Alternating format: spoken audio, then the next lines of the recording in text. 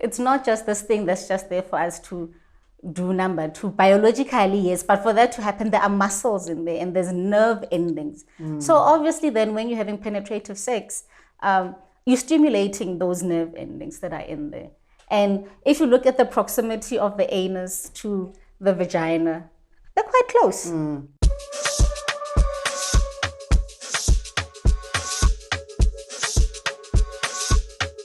Hello everyone, welcome back to Hot Seat with Penzola. Guys, I'm so excited. We are actually in season 4. Can you believe it? We've had 3 successful seasons and I'm so grateful for your support, guys.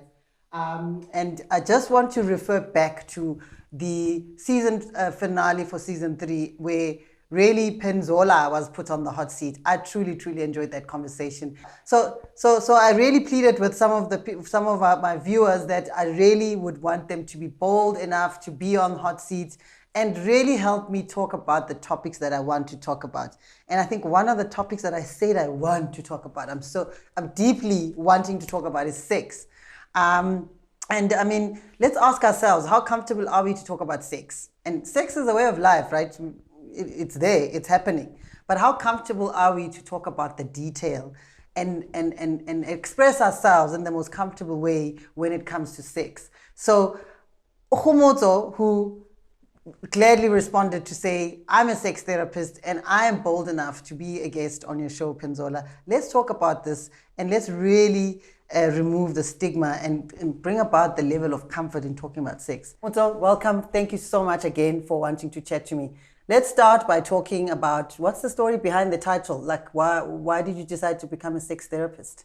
Penny, thank you for having me. It was quite refreshing to see somebody from the African community actually want to talk about sex, because it's not something people, as people of color, are very comfortable talking about. And we'll get into those reasons later. Yeah. And just to correct you a bit on the title sex therapist, in South Africa, we do not have the category of a sex therapist. You have people in the mental health sector, your psychiatrists, your psychologists, your clinical social workers, who have a special interest, or we specialize in sex or in sexology. Yes. And that is those who are in South Africa who do have those titles. They actually had to go and study overseas in other institutions in order to be accredited as sex therapists. Sure. So I think also that's part of the problem, why if anybody goes online and searches sex therapist of color, mostly, especially that one, sex therapist of color, good luck. Like how's it? Yeah, it's you will not find, that's not an easy thing to find. But if you say therapist who specializes in couples or relationship issues, then that you will might show up. Then that's where the sex therapy comes in. Sure. It almost feels like it's hidden somewhere, right? Yes. I mean, that's interesting that you're saying in South Africa, the title sex therapist is not official. Well, you can't get it here, you can get it elsewhere. Because that is the easiest way to search, right? Yeah. And yeah, I guess that's another conversation as to, in terms of why that is. But for today's, conversation, what is your official title? I am a counselling psychologist. Wow. Who's just interested in sex? Yes, I have a special interest in working with couples. So I like relationships. I like the dynamics between two people, you know, and what makes that relationship. And when dealing with couples, more often than not, sex comes up. Yeah. You cannot deal with couples and then avoid sex. The topic of sex. Be it you're coming there for premarital counseling, be it you're coming in because you are genuinely having problems in other areas, sex at some point is going to come up. Sure. That is so what is I know you're saying the official title doesn't exist, but for the purpose of this conversation, let's refer it to sex therapy, right? Okay. So what is sex therapy and how would you describe the practice itself?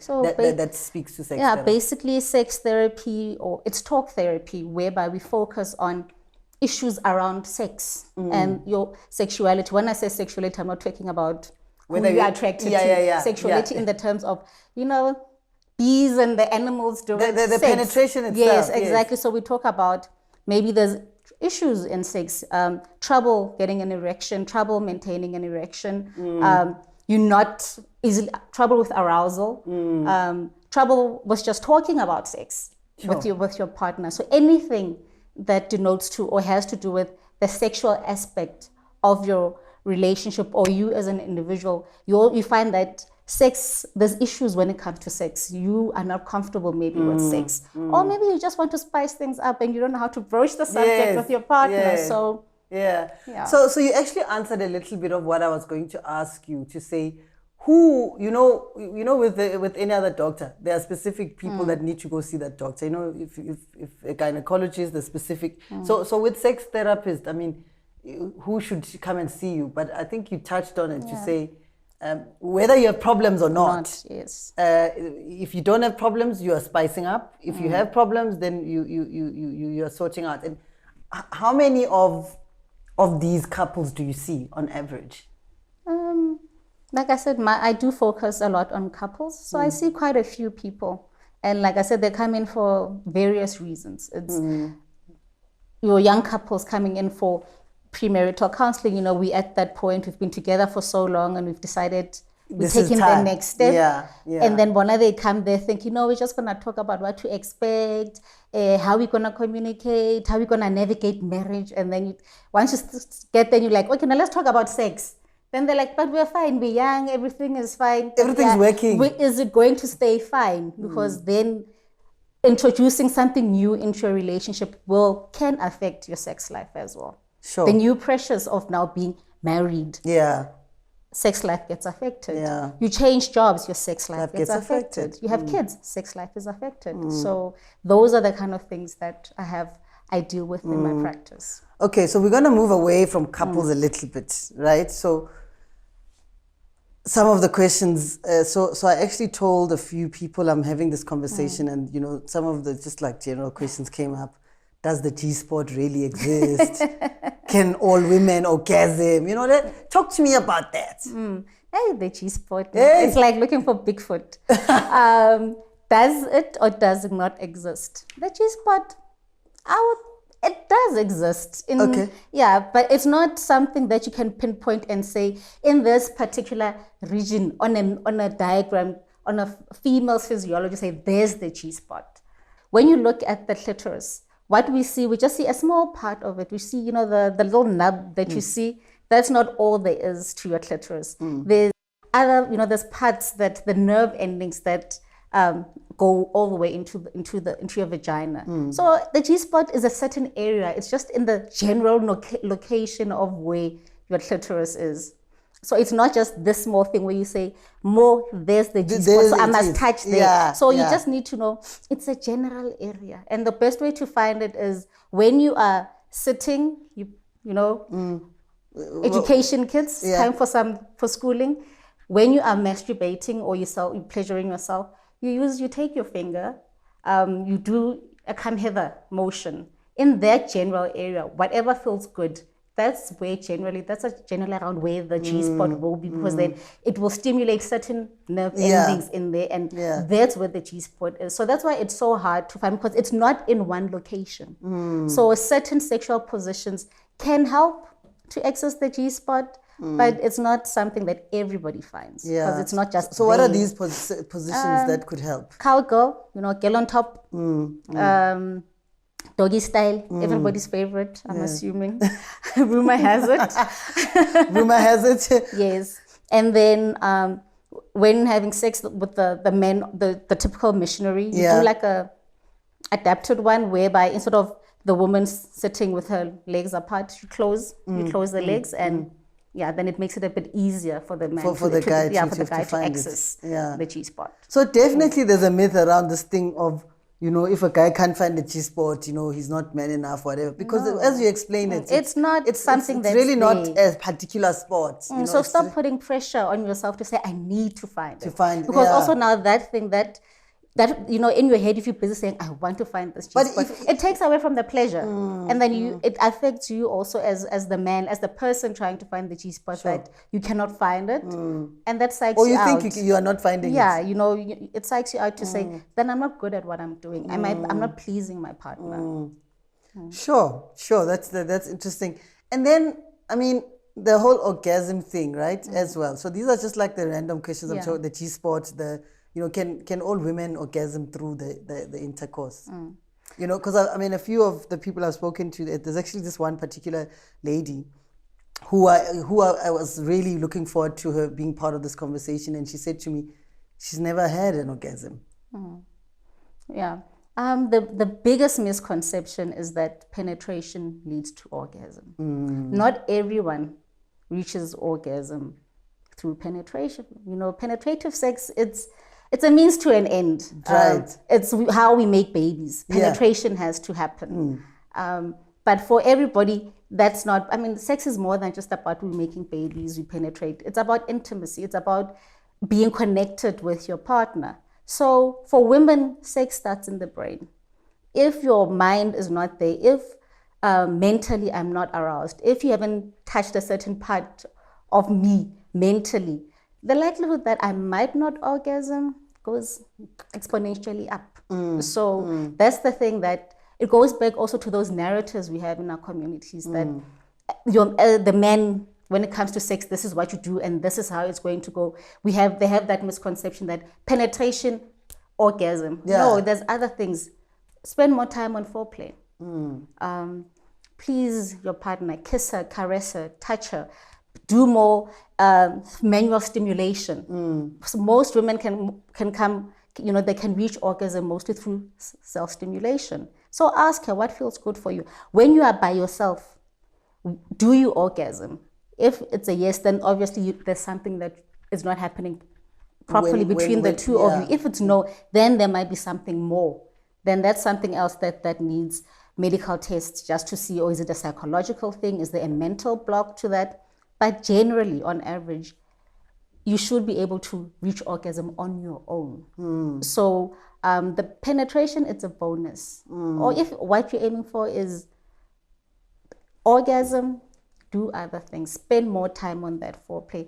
Do other things. It's not oral sex. Mutual stimulation, those are the things you need to focus on. So, Kgomotso, I mean, like, this is so much insight for me because, I mean, like I said, this topic, we talk about sex, we have sex, but I don't think we spend a lot of time understanding what goes into that. And you referred, in your last answer, you referred to the African community and how we don't talk about it. Why do you think that is? Like, is it somehow linked to the way we were raised, or what are your thoughts on that? And how does it link to our psychology as a whole in terms of the African community? Yeah, so exactly. I mean, it's how we are socialized as Africans. You know how we are raised. Growing up as kids, there are topics that are taboo. There are things as kids you should not know. You are not told. These are adult things. Yes. And then when finally you are an adult, but still, they still don't tell you anything. So when you meet somebody and you're ready to get married, what do they say? They say, no, when I as a woman, you know, whatever your husband wants, give him. That's it. When you must just lie there and do whatever he wants. And the men, they tell him your job is to please your woman in any way imaginable. But when as a woman, you're told, you cannot come and have ideas. You cannot come and say, baby, let's try it like this. You cannot stop, but it's not working. Because then what does that do? It means you are promiscuous. You had sex with somebody else. Where are you learning these things? Where did you know? Come on. We are in 2022. There's books, there's TV, there's the internet. I can go and Google. I found out these things, but it's still wrong for me to go to my husband and say, but babe, how about we try this? You know, sometimes you'll get that look like, since when? We've been doing it like this for the last 10 years. Now you want to, because I'm bored. That's why I'm saying let's try something else. And so it's that thing where we need to talk more to our kids as they grow up. The other thing you say is that the man is told you must please your wife. Clearly the wife must know what they want so that the men can please, right? But it doesn't work like that. I think it feeds into that narrative whereby, as women in the Black community, women were oppressed. You had no say. We take our lead from the husband. We take our lead from the men in the family. Lona, as women, yours is just to be there and make sure the man is satisfied. Sure. If the man is satisfied, he gets his jollies, then everybody's happy. When now you're still sitting there, there's like that itch. That's like, you can't scratch it. You don't know, because they didn't tell you anything. You don't understand. But what is this thing? you know, maybe there's something wrong with me. Why? Ubaba Sakaya, he's done, but I'm still feeling like We are short or something. Yeah. You know, and then still you feel bad. But why am I thinking this? Then it means I'm not a good wife, or I'm not good enough for him. So you turn that onto yourself. Correct. But in the meantime, if you could just sit down with your partner and say, babe, I like it when you touch me like that. That is working. This, not so much. Let's take that off the table. It, you know, that would improve a lot of things. And talk to me about, I mean, some of the couples, you specialize in couples, right? And I'm assuming that as a woman, for you to say, because the narrative has always been, you know, dominated by men, to say, I want the sex, when they want it and how they do it. How comfortable is it for the females in the couple sessions to say, but Mina, this is how I mean, where do you even begin to start talking and telling your boyfriend or husband, this is how I like it? I think with the younger generation, it's easier because they've been exposed to it more, you know. Sexuality is something that's everywhere. Sex is there. Yeah, it's there. They live, breathe, eat it. So they're a bit more comfortable, even though some of them, there's still some discomfort because of how they are socialized. It's not something that was spoken about in the family or the church that they go to, the religious affiliations that they have. Sex is still taboo. Sex is not something that you speak to. You speak about with your friends, not even with your mother. You can't talk about it. No, so there's that. With the older couples, yes, of course, then you have to work on getting them to that comfort level to say, listen, you guys came here. If we do not talk about this, then nothing is going to get resolved because this is clearly an issue. We have to talk about it. So this is the safe space. You can talk about anything here. Don't put your own spin on it. If there's an issue, bring it forward. I'm here to mediate. I'm here to help you and to guide you through that process whereby you can feel comfortable talking about it. Okay, I want to go back to the orgasm piece and that you spot. And I've just actually thought of a question now. So for men, obviously, the assumption is that it's easy. The orgasm happens because, you know, there's an erection and the erection must come down at some point, right? As a result of that. So as a woman, you spoke about, you know, you need to play around with that area. It's somewhere there, you know, it's there. And so now, and you also mentioned something around we women knowing what works. So link that to mental readiness. So what is the process of an individual that doesn't know right now where and doesn't play? They don't play with themselves. They don't know. And when they come to see you, what's the advice? What are the steps that you say they must take? I don't know I don't play with myself at all. So what's the process of me learning so that I can explain to the next person? Yes. Then the first step is obviously then, why don't you play with yourself? Why don't you masturbate? Because kids do it. Babies in utero here, they play. There are scans, there are ultrasounds where they've seen boys, especially you can see it better with the boys. They play with their little, you know, with their little penises. You can see them touching it, so there's pleasure in it. And that's the thing. We need to take away the thing that touching yourself is wrong. You should take away that narrative that it is wrong to touch yourself. You know, we grew up, if you touch yourself, you'll go blind, you will get, and then they tell the guys they will get hairy hands, they'll grow hair, or if you touch yourself, it's gonna fall off.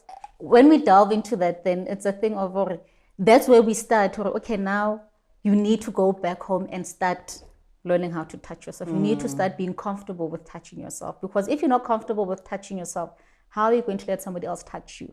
How are you going to get that intimacy with your partner? So we'll start with basic things. I get it, this is this is a solo event. Yeah, it's a solo event. I'm learning, yes. Let's get you comfortable with yourself first. Yes. Be comfortable in seeing yourself naked. Let's start there. Yeah. Every day, take off your clothes, stand in front of a mirror and look at your body. Yes. Love your body. Yes. Look at it. Look at your breast, the shape of your breast, your hips. If you're a man, look at yourself. Look at your glutes. Look at your thighs. Are they firm? How are they skinny or whatever? Yeah. Fall in love with your body. Be comfortable with seeing yourself naked before you let somebody else see you naked. Because therein, that might also be where some of the issues start. You don't like how you look. You're So not then, comfortable with yes. your own nudity. So that becomes a barrier towards you being intimate with somebody else because you don't like how you look. So you assume other That they're people, not gonna like it when they exactly. see you. They Yes. go, they won't like what they see. So like it's just to try and to get you out of your own head. We desensitize you to that. And then we also have those talks around, but your attitude towards sex. Growing up, what was sex? How was it communicated? It is something you were able to speak to your family about. It is something you're allowed to watch because well, in some families growing up, sex comes on TV, change the channel. Like hey, yeah. something about sex. Hey, go to bed. Go to bed. Yeah. People kissing. Yeah, exactly. Yeah. So it's those kind of things. What is your attitude, your general attitude towards sex? Then if you have a bit of skewed ideas about it, then we work on changing that. We work on making you realize that sex, it's natural. Sex is natural, it's beautiful, it's wonderful, especially if done with the right person. Yes, it is. So Absolutely. we need to get you to that place where you're like, oh, okay, this is not so bad. I don't need to feel guilty about how good I feel about myself, how good I can make myself feel. So then as we progressively get comfortable, then touch yourself. Start touch a small. When as a girl, start playing with your boobs. Touch your breasts. How does it make you feel? Touch your nipples. Is it sensitive? Is it not? Is that a thing? Is that something that turns you on, or maybe not? Because not every woman gets turned on by having their boobs touched. Once they get comfortable with touching their breasts, then this general area, once they get comfortable here, then we move further down. Okay, so now lie on the bed when you're by yourself or in the bath. Let's start there because that's where you always naked. You have time, take a nice long bath in the evening, put some soft music on, some candles. Now start touching yourself. How does that make you feel? How did you feel? Switch off your phone also. We don't want any distractions because that will distract you and then you start feeling guilty again. Like somebody, somebody cut me out, So it should be, create that space for yourself. Touch yourself. Does it feel good? Not so much. What feels good? Then you start to learn what feels good. But it's a progression. We do it when you get there. I'm not there to push you to say, let's rush this process. We do it as each stage, when you feel comfortable enough to go to the next thing, then we do the next thing. So the same thing for guys. That's how you work. Get comfortable with that. Yeah. So I'm going to take advantage of the fact that you are a counselor. So you deal a lot with psychology. Am I correct in assuming that there's a deep link, between the psychology and the sex itself? So while sex is a physical thing, but it's, from what you're explaining, it sounds more like a mental thing more than anything. There is a link, like I said, sex starts in the brain for both males and females. The man, he sees a nice woman, he's already thinking, wow, she is pretty, she's got the curves, Pakistan, girl, I can imagine. I can just imagine. Wawona, but banna faster than women. Us, you still need to cuddle me. You must brush me, hey, you look good today. Your hair, I like your eyes. What's that perfume? You did something different, good. That appeals to my emotions. That touches me in certain spaces where you don't even have to touch me. Already, I'm just like, wow, that's brothers. You know. Yeah. And women, we like the brothers with the deep voices. Already in that voice, it's just like, you melt. And you're like, imagine that voice. Can you imagine that voice? It's that kind of thing. And for some women will actually tell you, for Bona, what turns them on is the guy's brain. Men are more visual. So they like, it's what they see. Nice body, clean, sexy, their definition of sexy. Us is, can I hold a conversation with this man? Does he notice things about me? Is he considerate towards me? So that is how we see sex starts with us. Yes, for us it's more emotional. Them it's visual. Us it's talk to me, stimulate me. Let's sit and have a nice conversation. Let's talk about life. Let's talk about your day. Tell me about your day. Tell me about your plans, your future plans. And already I'm just like, this one, my womb. Like the stomach my ovaries are like turning. I would like to give this man a baby. That's where it starts. Yeah. It's interesting how you mention for men it's visual and for us it's emotional because, I hear a lot of stories and a lot of women say, the husband cheated, but because the girl meant nothing. It was just sex. Yeah. And somehow I'm finding that what you're saying, and for us it's more emotions, and maybe I don't know. I mean, and I take advantage of the fact that you are a counselor, you deal with all. So the cheating, it maybe probably that's why it's easier for women to forgive the guys because. It was just sex. It's that emotional thing. You'll notice that women, when they find out their partner cheated, what's the first thing they asked? Are you in love with her? Yeah. It's not about when, how often. It's about, are you in love with her? Yeah. Is this an emotional thing? Right. Were the emotions involved? Right. And how long were these emotions there? Because that's why we look at it.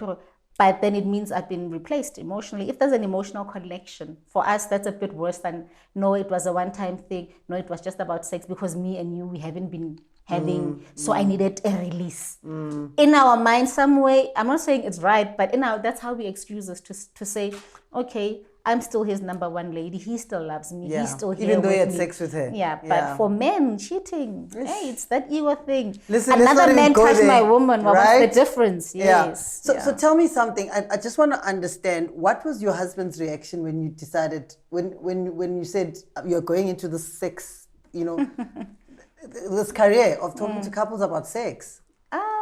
Is this something that is weird or? No, Blashe, my husband, he's a typical traditional Venda boy from Venda, Limpopo. So but we have conversations. Sometimes you can see he's not comfortable about some of the things we talk about, but he's learned, he's gotten more comfortable. He listens, and so you are driving those conversations. Yeah, because I'll be the one who tell to tell him like, I'm struggling with this, or this came up. So like sometimes you need a man's perspective because I'm a woman. I don't know everything about men's thinking. So it's nice to get that perspective, especially if then I'm dealing with somebody who's also, the male is traditional and they have these traditional views on things. So it helps to get that insight from somebody who grew up in that environment to say, yeah, but this is how we were raised. This is what we were told. Therefore, then it's like, but babe, no, what you guys get, that's not true. Medically, scientifically, it's not a thing. Yeah. So we do have those discussions. Yeah, and I think that actually helped our marriage as well. So, yeah. Cool. So, Kgomotso, I'm going to do something that's not usually done on the show because I said, there are topics that people don't want to talk about and they don't want to be seen on camera. So we're gonna take a little shift in this episode, and I have guests in studio that that would like you to ask you some questions, and we're not gonna obviously show them. So will you ask a question? Okay, so when you go in like on Pornhub, for your your daily porn fix, I've been seeing a lot of anal sex videos, and the first thing that comes to mind is, can one orgasm through anal sex? Like, how does it work? Yo. Ha, yeah, that's a very interesting question. Like, you need to know your physiology. I mean, the anus, it's a muscle.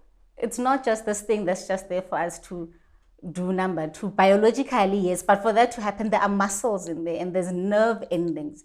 So obviously then when you're having penetrative sex, you're stimulating those nerve endings that are in there. And if you look at the proximity of the anus to the vagina, they're quite close. So it would stand to reason that what happens in the anus, in that anal cavity, you can feel something in the vagina as well. It's like it's paper thin. That barrier, it's very paper thin. So one can orgasm through anal sex. Yes. And I guess that's why people have anal sex. Exactly. Otherwise, why do it if it's not enjoyable? That's why people do it. Yeah. Because there is pleasure to be gotten from it. The other question I have is around the health, right? So, I mean, we speak about foreplay, we speak about oral sex. How healthy? I mean, what are the risks, the health risks that are linked to the oral sex? That's also a very pertinent question, because one of the misconceptions we need to debunk is that oral sex is safe sex. No, it's not. Your mouth, it's an orifice. You have there's things, there's germs, there's Yes. living organisms Yes. that live in your mouth. You know your mouth is the dirtiest thing in your, it's dirty because we eat, we drink, we All sorts of stuff, yeah. Yeah, so you need to, there are things now, you know, you can go to a chemist, you get a dental dam.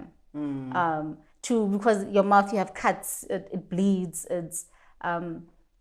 so you have to protect yourself from getting anything through your mouth because you can contract certain STDs through your mouth if there are cuts, if your oral hygiene is not the best. You have to take, if you've got sores in your mouth, then that makes it easier for anything, an STD, be it HIV, gonorrhea, whatever else your partner might have, to go through those open sores. So you need to be very careful. If you are not sure about your partner, where they've been, what they've been doing, rather be safe. Either don't do it or use protection. If for a woman, make sure your man has a condom on.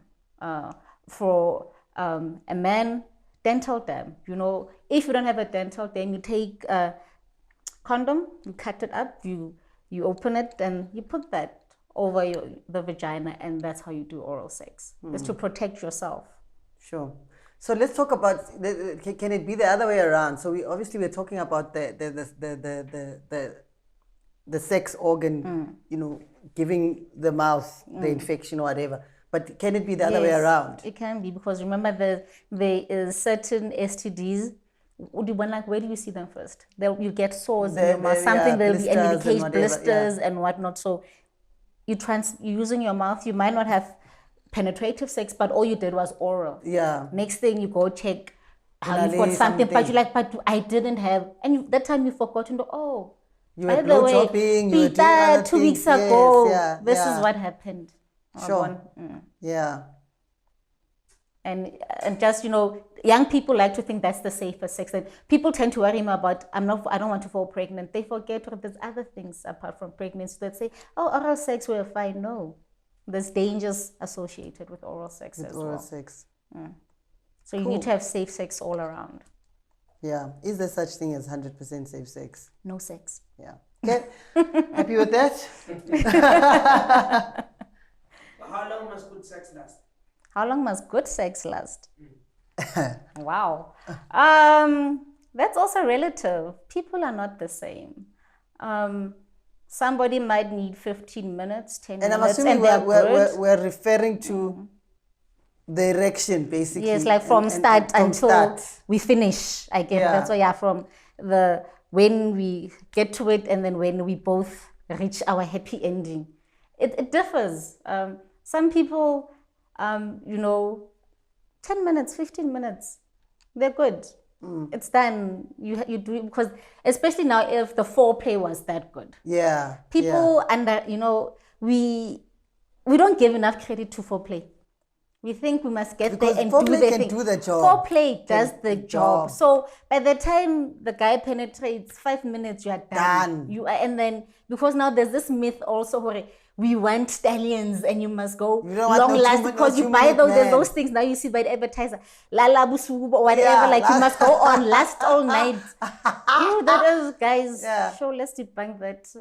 Extended so a 2-minute man is fine. If the foreplay was good. If the foreplay was good, then it's okay. It's okay. As long as, Linda, I'm happy, I'm satisfied, I'm like, I've got the glow. Yeah. Were you there for 2 minutes or 10 minutes? I'm happy. Yeah. But now, and the thing is, if we now continue with this narrative, the longer the sex is, then the better. No, guys, physiology, I'm sorry, women's physiology, you can't be humping at that thing like, I could say, jackhammer.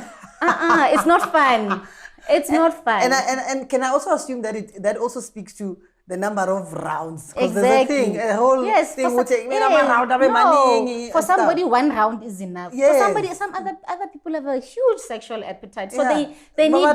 Yes. So you need to. That's why you need to talk to your partner. What do you want? Yes. Don't just do what you think they want. Yeah.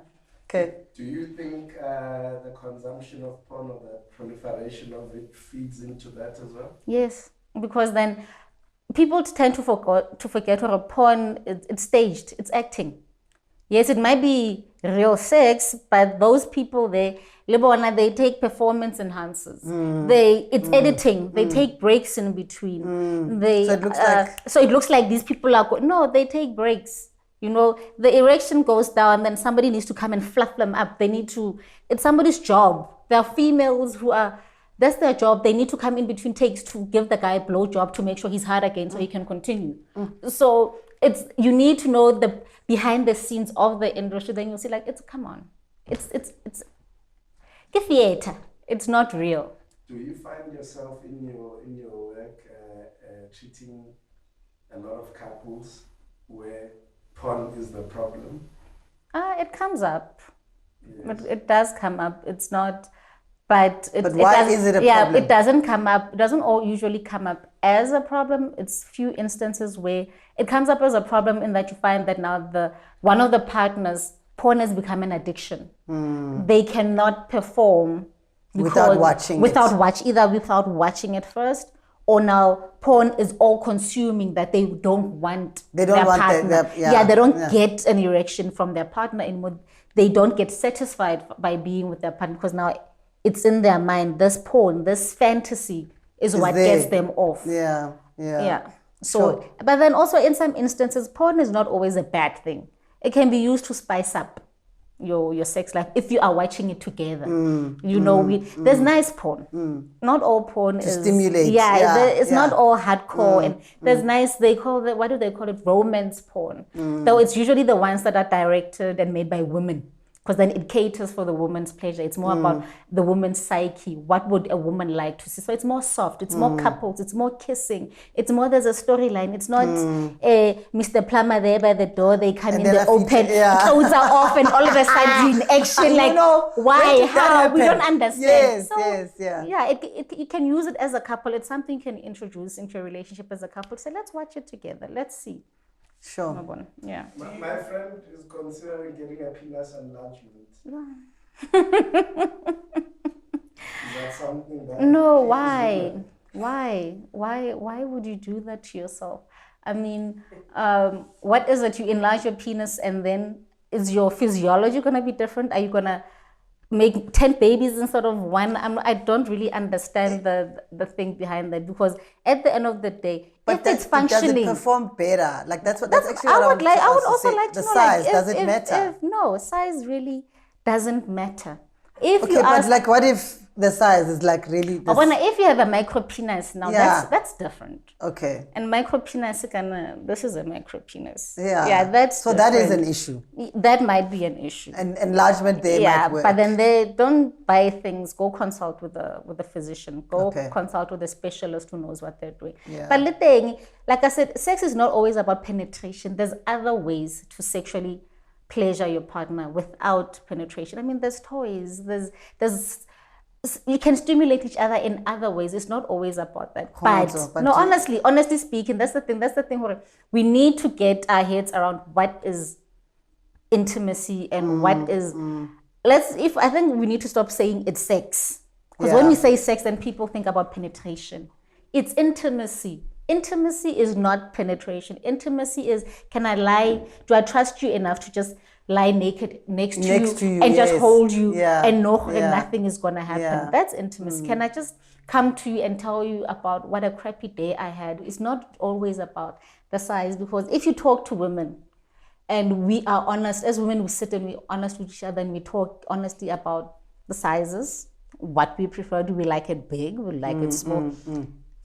Majority of the women, if we take 10 women, 9 out of those 10 are going to say they prefer an average size penis. And why? Simple thing, comfort. Sometimes there is a thing as you can be too big. Yes. And it's painful. Sex is going to hurt. So it's for me to get pleasure, I need to be comfortable. I cannot be in pain. There's no pleasure for me there. So that's why I say size. No, it's not. So if it's fine, if you've got a nice sized average one, it does the job. Why stress yourself? So no enlargement for that? No, come now. So we're talking average, and average is fine. You're saying this, but I want to go back to the micro, right? And you speak about how we need to understand that sex is, it's not only penetration, but with the community, with the society that we have today, and the men and their egos, right? I want to understand what has been. Have you had a successful story where you've had someone consult that has a micro, that's comfortable to say, it's okay, I'll just do other things except penetration, and and the wife is happy or the girlfriend is happy. I mean, how practical is that? I mean, textbook wise, it makes sense. Yes. But how practical is that? Yeah, that's not something you hear in the streets No. anyway. That's not something something that people talk about. It's not locker room chat. It's not something we as women would tell each other to say, oh, my partner, it's a bit small, but we do other things. No, yeah. no one will ever admit that. Yeah. I haven't come across unfortunately, I haven't come across that where somebody said, yes, it's small, but nah. Yeah. That's Okay. something, if anything, that is something I think men especially would try and hide for as long as possible. And women, because now you love your man, you don't want to embarrass him. Correct. You also keep Yes, quiet yeah. about it. You won't say anything. Sure. Yeah. I think we have another question. Yes. Yes. Do you think using of too much toys actually then replaces the real pleasure from your partner? No, guys, why are you all scared of the toys? The toys. The toys are not there to replace you. They are there to play along. The toys are there to enhance. Like, let's be practical about this. Knowing the fragile male ego, would you rather your woman goes and sleeps with another man, or would you rather she pleasures herself with the toy in the comfort of your own home? Let's be honest. That's the question. There's nothing to fear from that toy. It cannot replace you. It will give her pleasure in that moment. But like I said earlier, women, we are emotional beings. I come but I still want somebody to cuddle me. That toy is not gonna cuddle me. You still want that warm body. Yes, I still want that warm Yes. body. It will. Yeah. It's because I have an itch that needs to be scratched. I use it, it's scratched. But when you come, I'm not gonna say no, baby. Me You're and right. my pinky, we were. No, I'd be like, good shot, Ibile. But Yeah. you still feel me the same way. as Yes, the of course. What if the deal is like this and I'm like this? No, see, that's the thing. Then that goes back to the whole size Yeah. thing. Hore. There is no way in hell that whole dildo is gonna go into any woman's vagina. So get away from the size thing. No woman is ever gonna accommodate a dildo this big. Only about that much of it will go in, and you only need about this much to do anything, because the sensitive parts in the vagina, it's right at the beginning. So why do I need this thing? The only reason we need anything that penetrates a penis to penetrate to go all the way in is because for fertilization, biology. When you ejaculate, you need to help the sperms to go in, because now we're trying to make a baby. That's why you need to go all the way in, but otherwise, no. Guys. And I mean, even the average one does make a baby, Exactly. right? It doesn't. You just need to have enough. It needs to go far in enough so that it's close enough to the to the womb, to the uterus, for that opening to make sure they go in. But otherwise, no. The net endings right at the beginning. That's where things are happening. So let's continue on that baby thing making, right? So I want to ask around, so you've got the average, and obviously you're saying that for fertilization, you need a bit of a push. What are the positions, that can help push? Because I hear people trying out for babies, and they say, do this, put a pillow there, do this style. Like, it does not even exist. Is it there? Yeah, there's a lot of old wives' tales. I'm not gonna say none of them are true, because some of them, like, if you look very biology, some of them it's just science. It's horrible. If then, like, they sometimes say after sex, then you must be on your head and put your legs up. And stand there. It's gravity. Yeah. So it makes a bit of sense, or then a bit of gravity. The pillow under its gravity is just to elevate, to help things move along a bit. So I'm not gonna knock any of them, because that's not my area or specialization either. But there is some truth to some of these old wives' tales, to say how it's just to increase your chances. It's not 100% guaranteed. It's just, let's just help the little swimmers along. For sure. Yeah. Because they need to go and Exactly. do the job. Yeah, exactly. Should men eat pineapple? Should men eat pineapple? In terms of what your semen tastes like, I agree you want your woman to give you oral sex. Semen, pH, taste, not the greatest. So if you ask that person who likes oral sex, and you like to get oral from your woman, please do her the favor. Be sweet. Eat sweet things. Because what you eat, it transfers to what comes out. So the flavor, it's just for the taste. You eat sweet things, apple, pineapple, fruits, it comes out that you're gonna, you know, you beer all the time, salty stuff, not so nice. You know, yeah, she's not coming back for that stuff. No. And this only speaks to if the guy comes in the mouth, Yeah, right? if you expect her to swallow. Yeah, if they swallow, okay. If you are that person who wants to come in her mouth, please do her a favor as a brief. How do people get hold of you? I am on the socials at the KQM Psychologist on Insta and Twitter and on Facebook. Okay, cool. Thank you so much, Kgomotso, for chatting to us about this. It's, yeah. This we could go on for days. But we can speak about this Right. and nose jam. We'd never finish. Exactly. So I mean, as a result, I do plan to have a lot more conversations that are related to sex, because I think that this was a good start. Yeah. And obviously, guys, please, if there's any specific questions you have for Kgomotso, you know, get onto the comment section, ask your question. I definitely will ask her to answer your questions, and I think that would really spark the conversation, and we can even really have a much wider conversation about this. So thank you so much for coming. Guys, don't forget to like, subscribe, and comment. It's been a real thing. I think if there's two things I'm walking away with from this conversation, one, you need to learn to touch yourself. There's nothing wrong with touching yourself. And the second thing is, men, if oral sex is the thing, please be sweet. Eat the pineapple, eat all the nice stuff, so that whatever comes out, you know, It's tasty. Yeah, so guys, it's been real. Thank you so much for your support, and yeah, see you in the next episode. Cheers. Thank you.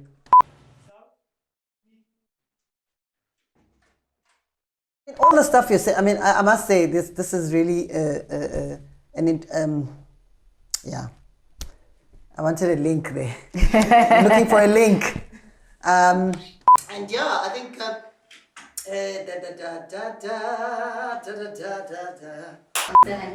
had an itch. I was waiting to that was a good thing. That's a good thing.